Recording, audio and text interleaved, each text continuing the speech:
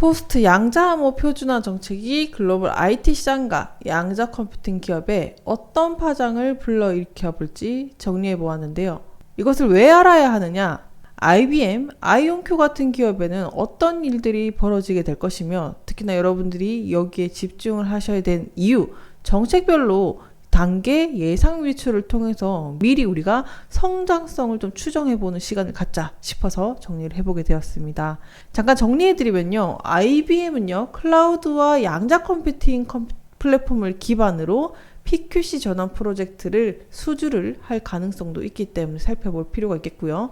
연방기관 의무화로 미국 내에 계약이 바로 열리게 되면 EU와 일본에 이어서 한국까지 클라우드 계약이 확대게 되게 되면 그 결과 수십억 달러까지 열리는 시장까지 바라볼 수 있게 됩니다. 따라서 이번 시간 아이온큐와 IBM을 비교해 봤을 때 정책별로 과연 어느 정도의 매출 규모를 열리게 할 수 있을 것이며, 비교 매출 성장을 비교해보면서 어느 정도의 파급력이 있을지 비교 분석을 해서 성장 시뮬레이션까지 추정을 해보았습니다. 자, 오늘 영상도 굉장히 중요하니까요. 본격적인 시청에 앞서서 좋아요와 구독도 한 번씩 부탁드리도록 하겠습니다. 자, 근데 제가 수도 없이 강조해서 양자 컴퓨팅과 관련해서 너무너무 중요한 이슈였기 때문에 이번 주 내내 외쳐드린 거였죠. PQC였었는데요. 이 포스트 양자화라고 불리는 이 PQC를 집중해야 되는 이유, 미국 정부와 얽혀있기 때문입니다. 잠깐 정리해드리면 미국 백악관과 안보국 NIST가 주도해서 24년, 25년 사이에 이 연방기관 산업 파트너가 이제 이걸 표준으로 전환하도록 지금 법제화와 행정명령이 코앞으로 왔다라고 말씀드렸습니다. 이것은 다시 말해서 미국 정부 주도로 양자 컴퓨팅이 가시화되는 그 단계에 접어들고 있기 때문에 지금 양자 컴퓨팅 관련주들이 폭등을 하고 있는 이런 흐름들이라고 누차 말씀을 드렸습니다. 그래서 간단히 또 정리를 해보면 이 PQC 또한 무엇이었죠? 포스트 양자암호라고 해서 이게 양자 컴퓨터로도 풀 수 없는 암호 기술이라고 했습니다. 이게 무슨 말이지? 자, 양자 컴퓨팅이 뭐였습니까? 이걸로 해킹도 할 수 있고 여러 가지 산출 문제를 순식간에 풀어버리는데, 이게 뭐 국방이랑 나머지 암호화들이 된 것들이 이거를 양자 컴퓨팅으로 다 풀어버리면은 이건 다 해킹 당하는 거잖아요. 반대로 이제 미국 정부가 PQC라는 이 포스트 양자 암호를 통해서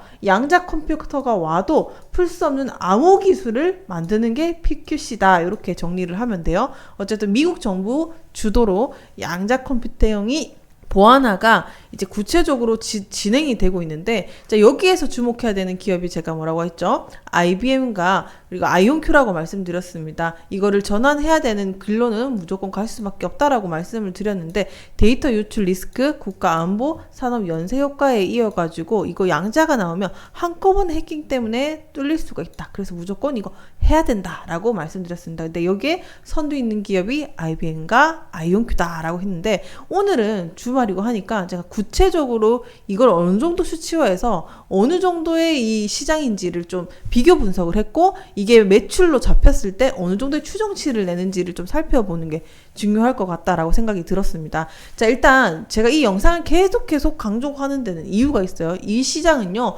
수천억 원에서 수십조에 달하는 시장입니다. 왜? 미국 정부라고 했습니다. NIST의 미국 표준기술연구소 자체 추정치로 해가지고 이 정보기관 전환 비용만 이게 수백억 달러에 돼요. 근데 산업 전체까지 확장이 나게 되면 보수적으로 수천억에서 수십조인데, 산업 전체 영역까지 넣어가게 되면 수십조까지 바라볼 수 있는 규모로 성장하는 PQC 시장입니다. 자, 어쨌든 그래서 요거를 가지고 이 선두에 있는 기업을 우리가 살펴봐야 되는 이유 정확하게 아셨죠? 그런데 왜 IBM과 아이온큐를 여기서 여러분들이 주목을 해야 되느냐? 큰 그림에서는 이것만, 자, 얘네가 표준화를 하고 잘 뚫어내면은 시장 자체가 너무 넓기 때문이다. 한국뿐만 아니라 일본, 유럽까지 동맹국들은 미국이 압박을 하는데 안 따라갈 수가 있을까요? 너 이거 우리가 표준화 시킨 거야. 너희 따라와야지 하면 따라갈 수밖에 없는 구조예요. 그래서 미국 정부 주도로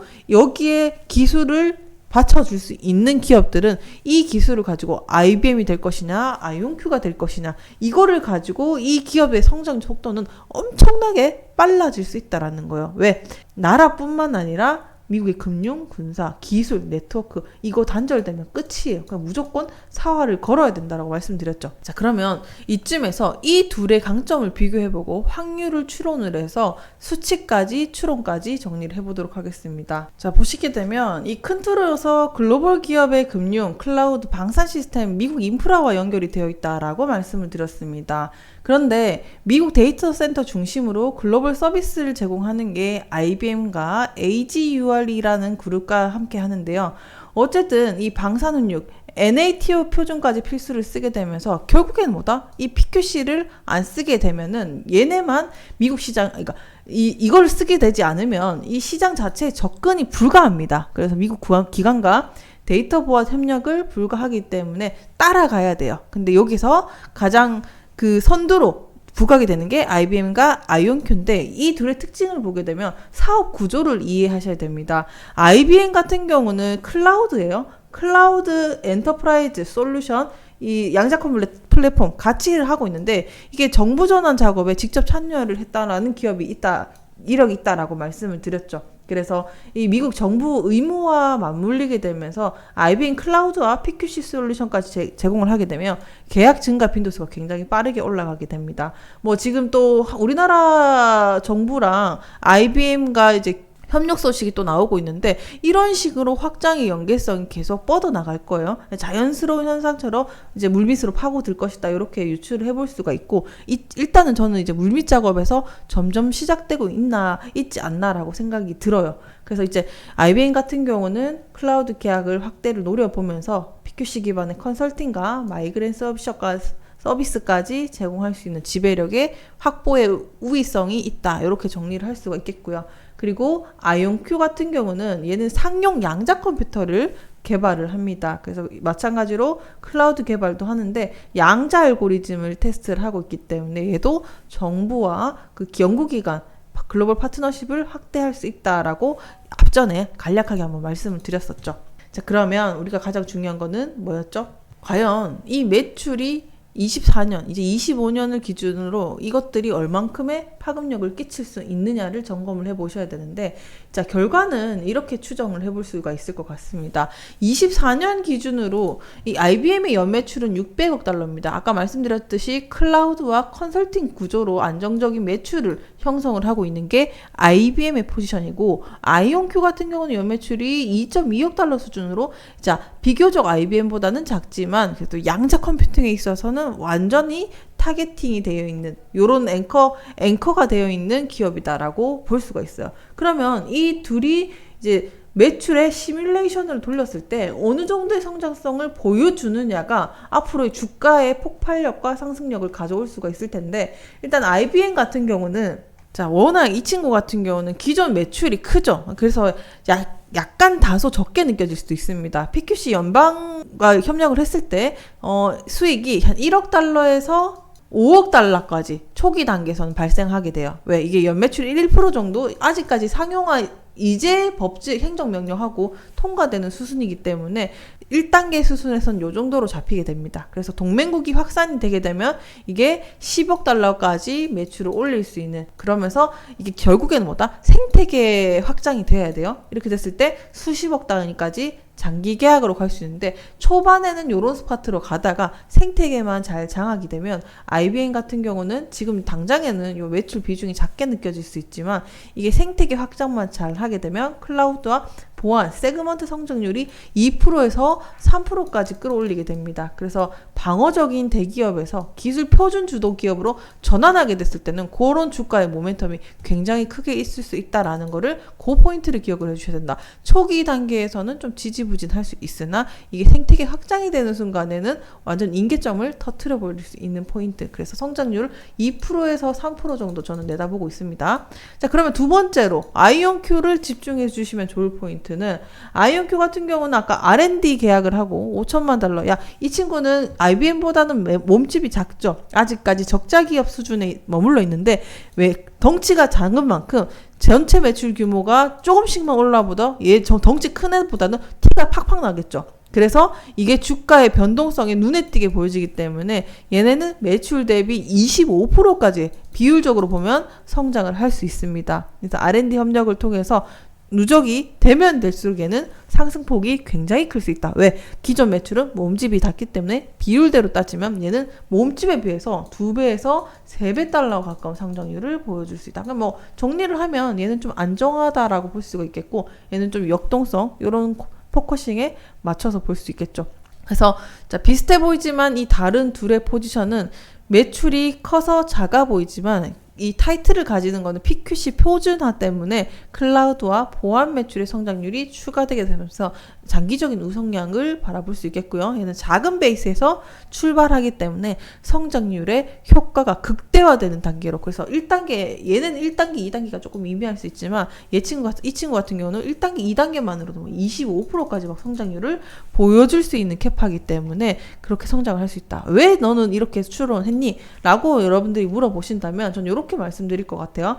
보통 미 연방기관과 PQC 의무화라고 했을 때 이거는 수십조 달러의 규모입니다. 그렇기 때문에 우리가 생각하는 금액, 그 상상 그 이상이기 때문에 정부가 들어왔다 할 때 이거는 굉장히 보수적으로 잡아도 1억에서 5억 달러, 그리고 IBM 또한, 아이온큐 또한 여기서 1억에서 5억 달러까지 추정해보게 되면 이 덩치에 대한 성장률을 간파를 해볼 수 있는 이런 구간이 될 수 있다. 이렇게 정리를 할 수가 있겠습니다. 그래서 생태계를 누가 빠르게 확장하느냐에 따라서 이 수십억 달러가 좌지우지할 수 있는 굉장히 중요한 포인트이기 때문에 어쨌든 그냥 큰 덩치가 서서히 아니면 작은 덩치가 빠르게 비율적인 차이니까 이 생태계 확장에 여러분들이 좀 포커싱을 맞춰주셨다. 그 속도는 앞으로 어떤 기업들이 정부와 협약해서 빠르게 선점하느냐의 차이니까 그것도 제가 추론을 해가면서 빠른 대응, 좋은 소식이 나오게 되면 가장 발빠른 소식으로 지금처럼 정리를 해드리도록 하겠습니다.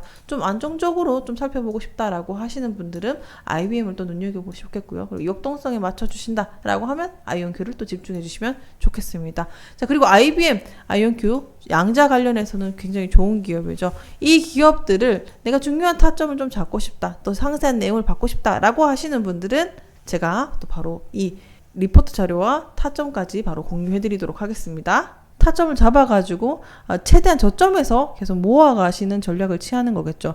그래서 저희가 실시간으로 이렇게 주가의 변동성을 봤을 때 하단으로 지지하는 라인, 바닥 다지는 구간이라든지 이런 이제 수급이 들어오는 걸 분석을 해가지고 차트를 공유를 해드리고 있으니까 좀 전체적으로 미국 증시가 어떻게 움직이는지 엔비디아 리포트 또한 같이 정리를 해드리고 있어요. 이런 거 무료로 나눠드리고 있으니까 엔비디아 관련 무료 리포트 저희가 따로 정리를 해서 공유를 해드리는 거기 때문에 저희 텔레그램 방에서만 볼 수 있습니다. 그래서 요거 전체적으로 증시가 어떻게 움직이는지, 그리고 최근에 또 인텔이 좀 계속 조정받다가 반등하는 이런 그림들을 가져가고 있는데, 인텔 같은 경우도 여러분들이 좀 추가 수익을 누려보고 싶다 하시는 것들 또 노려볼 수 있게 좋은 종목까지 정리를 해드리고 있으니까 엔비디아, 뭐 테슬라, 나머지 종목까지 살펴보고 싶다, 그리고 타점까지 좀 얻어가고 싶다라고 하시는 분들은 무료로 공유를 해드리고 있습니다. 어느 공간에서 매수하고 어느 공간에서 분할 매도를 해야 될지 구체적으로 알려드리고 있으니까, 자, 이런 식으로,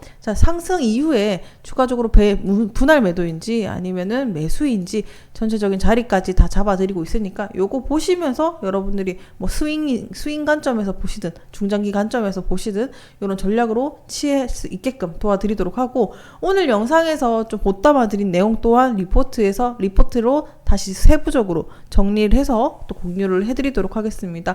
텔레그램 들어오는 방법은 간단합니다. 밑에 하단에 저희가 링크 걸어놨으니까 그거 타고 여러분들이 들어오시면 됩니다. 이거 타고 여러분 들어오시면은 전체적으로 흐름, 시장 분위기까지 볼 수 있으니까 참고하시고 대응하시면 되겠습니다. 자, 오늘 영상은 여기까지 하도록 하겠습니다. 감사합니다.